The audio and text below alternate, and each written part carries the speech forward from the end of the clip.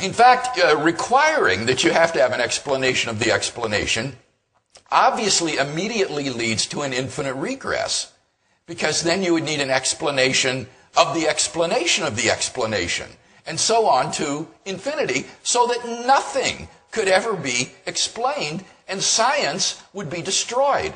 So ironically, this principle that Dawkins seems to assume here or embrace would actually be destructive of science itself. So, in the case at hand, in order to recognize that intelligent design is the best explanation of the appearance of design in the universe, you don't need to be able to explain the designer. Second point, however, Dawkins thinks that in the case of a divine designer of the universe, the designer is just as complex as the thing to be explained, so that no advance in explanation is made. Now, this objection raises all sorts of difficult questions about the role played by simplicity in assessing scientific explanations. Simplicity is just one of the criteria that scientists use in assessing competing hypotheses. Even more important than simplicity will be things like explanatory power, for example, explanatory scope.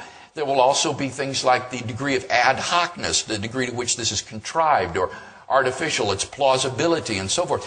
So that simplicity is just one of an array of criteria that must be balanced against each other in order to assess competing hypotheses. And some hypothesis may be less simple than another, but have much greater explanatory scope or explanatory power, and therefore be preferable despite its being less simple. You cannot simply dismiss a hypothesis on the grounds of simplicity without weighing it in conjunction with these other criteria. But let's leave those questions aside. I think the more fundamental mistake that Dawkins makes is his assumption that a divine designer is just as complex as the contingent universe. And I think that's clearly false. As an unembodied mind, God is a remarkably simple entity.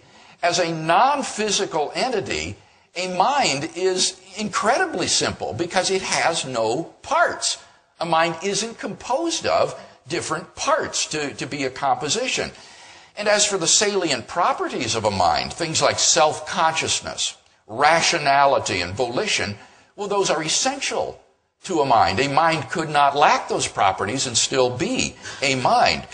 So in contrast to the contingent and variegated universe with all its different properties and constants and quantities and inexplicable appearances of design, a divine mind is startlingly simple. Certainly, such a mind may have complex ideas. That's true. This mind might be contemplating the infinitesimal calculus, which is a very complex idea. But the mind itself is a very simple entity, being an immaterial entity not composed of parts. Dawkins has, I think, evidently confused a mind's ideas, which may be very complex, with a mind itself, which is really an incredibly simple entity. And therefore postulating a divine mind behind the variegated and contingent universe most certainly does represent a considerable advance in the simplicity of one's explanation for whatever that might be worth. Now, other steps in Dawkins' argument, I think, are also problematic, and I'll be addressing those further this afternoon. But I think that enough has been said at this point to show that this argument does nothing to undermine a design inference based upon the universe's complexity, and it certainly doesn't serve as any sort of justification for atheism. It does nothing to prove that God does not exist. And therefore, it does seem to me that at the very center of Dawkins' book, there is a void. The book really collapses into this void that is taken by this clearly fallacious and invalid argument.